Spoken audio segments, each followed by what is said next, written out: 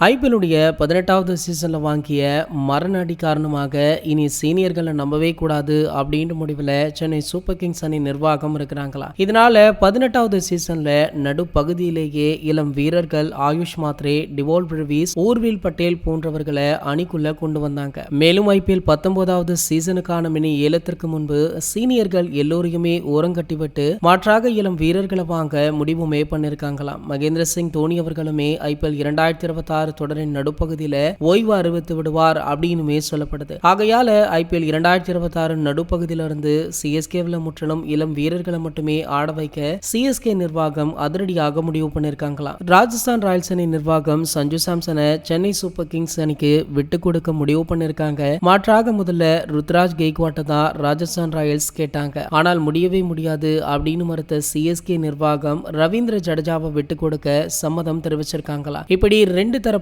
மாறி மாறி இறுதிக்கட்ட பேச்சுவார்த்தையில கோரிக்கைகள் வைத்த நிலையில தற்போது பேச்சுவார்த்தை முடிந்துள்ளதாக சொல்லப்படுது. அதாவது சாம்சனுக்கு மாற்றாக சென்னை சூப்பர் கிங்ஸ் அணிலிருந்து ரெண்டு வீரர்களை விட்டு கொடுக்க முடிவு பண்ணிருக்காங்களா. ஒன்று ரவீந்திர ஜடேஜா, மற்றொரு வீரர் சாம் கரன். இதுல ஜடேஜாவிற்கு 36 வயது ஆகிவிட்டது. மேலும் இந்திய T20 அணியிலுமே ஓய்வு அறிவிச்சிட்டாரு. அது மட்டுமல்லாமல் சமீப காலமாகவே T20 ஃபார்மட்ல சிறப்பாக செயல்படல. சஞ்சு சாம்சன் அவர்களுமே அடிக்கடி சறுக்கிறாரு. ஆகையால பாத்தீங்கன்னா இவங்க ரெண்டு பேரை விட்டு கொடுத்து விட்டு அதிரடியான சஞ்சு சாம்சன் அவர்களை கொண்டு வர முடிவு பண்ணிட்டாங்க. சோ அதற்கான பேச்சுவார்த்தைகளும் முடிந்து விட்டது. கூடிய விரைவிலேயே சென்னை சூப்பர் கிங்ஸ் அணி நிர்வாகம் இதனை அதிகாரப்பூர்வமாகவுமே அறிவிக்க இருக்காங்களா. இது போன்ற கிரிக்கெட் செய்திகளை பற்றி நீங்க உடனே தெரிஞ்சுக்க நம்மளுடைய சேனலை மறக்காம சப்ஸ்கிரைப் பண்ணிக்கோங்க.